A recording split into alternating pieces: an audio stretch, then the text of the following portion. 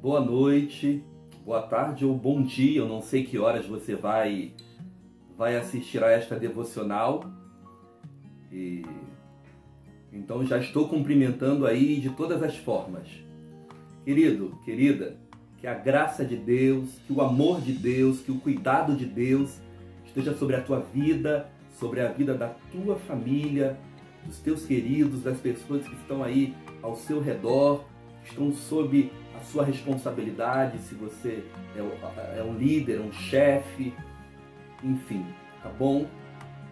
Nós temos conversado sobre a epístola de Paulo, apóstolo Paulo, à igreja de Éfeso, a epístola aos Efésios.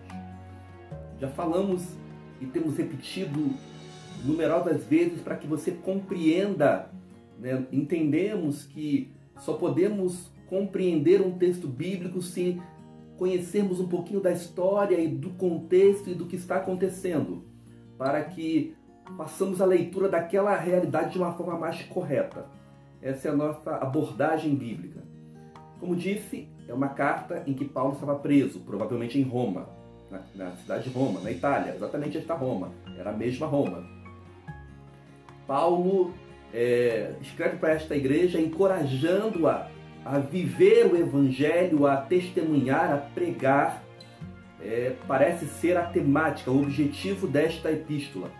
A cidade de Éfeso era uma cidade muito grande naquele contexto. Ficava onde hoje é a Turquia, na parte asiática, porque a Turquia ela fica em dois continentes, né? Ela fica um pedacinho na Europa, outro pedacinho na Ásia. E ele fala muito, do capítulo 1 ao 3, ele fala daquilo que Deus fez por meio de Jesus. Seria mais conceitual, mais teórico, se assim posso dizer.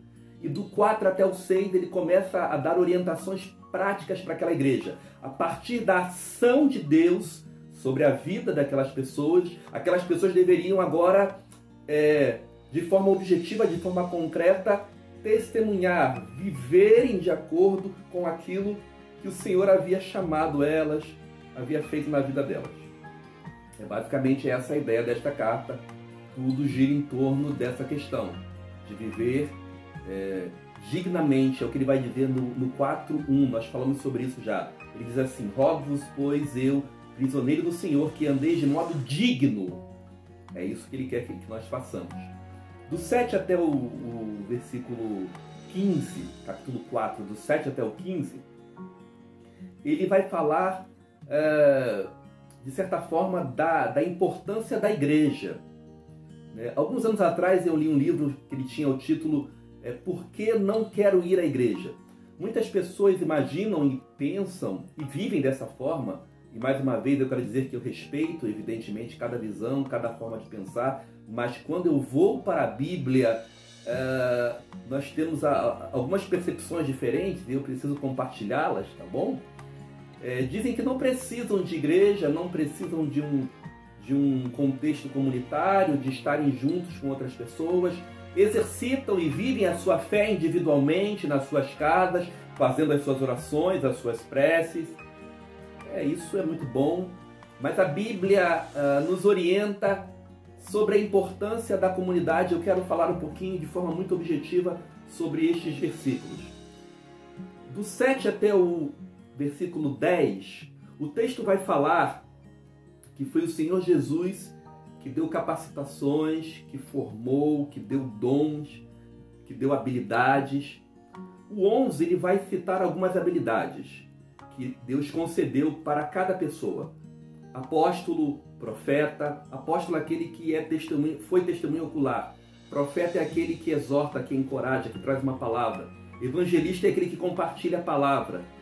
Pastor é aquele que cuida de pessoas. Mestre é aquele que ensina. E aí ele vai dizer por que ele fez isso. Com vistas ao aperfeiçoamento. Então ele capacitou cada pessoa. Imagina o seguinte: você tem uma capacitação, eu tenho uma capacitação, todos nós temos uma capacitação para que a utilizemos ou a usemos no contexto comunitário. Então lá na igreja, lá na comunidade de fé, junto com os outros irmãos, cada um exercendo o seu dom, cada um exercendo a sua capacidade dada por Deus, vai contribuir para um fim. E ele vai dizer isso: aperfeiçoamento dos santos, das outras pessoas. Santos aqui, a ideia de pessoas separadas para o serviço. E ele diz: para que isso? Até que todos cheguemos à unidade da fé, para que estejamos unidos. Então Deus, por meio de Jesus, forma a igreja, capacita pessoas. Essas pessoas vão umas capacitando as outras para que cheguem ao crescimento, à maturidade, à unidade. E aí é interessante o versículo 14, para que não mais sejamos como meninos, agitados de um lado para outro, levados ao redor por todo o vento de doutrina, por toda a artimanha de homens pela astúcia com que induzem ao erro. Então o que ele está dizendo? Precisamos estar juntos para nos capacitarmos, para proporcionar e promover a unidade e para nos proteger de falsos ensinamentos, de enganos e de visões e doutrinas que nos levam para longe de Deus e não nos aproximam do Senhor. E aí ele vai terminar dizendo: mas seguindo a verdade em amor, cresçamos em tudo naquele que é o cabeça, que é Cristo. Cristo é o Senhor da igreja. Eu costumo dizer na minha igreja que eu não sou o pastor da igreja, eu sou o co-pastor. O pastor é Cristo. Eu tenho esse hábito. E aí vai dizer que somos um corpo bem ajustados. O que esse trecho quer dizer exatamente, Paulo? O que você quer dizer? Eu quero dizer que a igreja não é uma invenção humana, a igreja não é uma invenção política, a igreja não foi criada pensando em tomar o dinheiro das pessoas. Ah, mas pastor, mas Paulo, isso existe.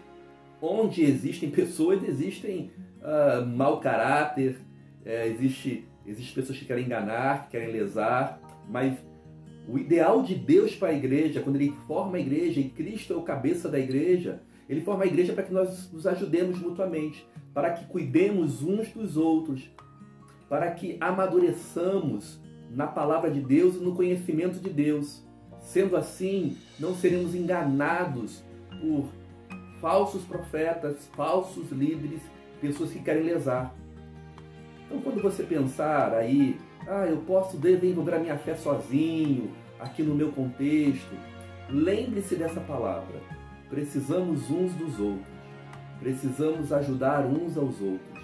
Essa expressão uns aos outros se repete em torno de 50 vezes no Novo Testamento. Que Deus te abençoe, meu querido. Que você entenda que a fé não pode ser vivida individualmente. Tem o aspecto individual, mas o aspecto coletivo é importantíssimo. Um beijo no coração. Deus te abençoe.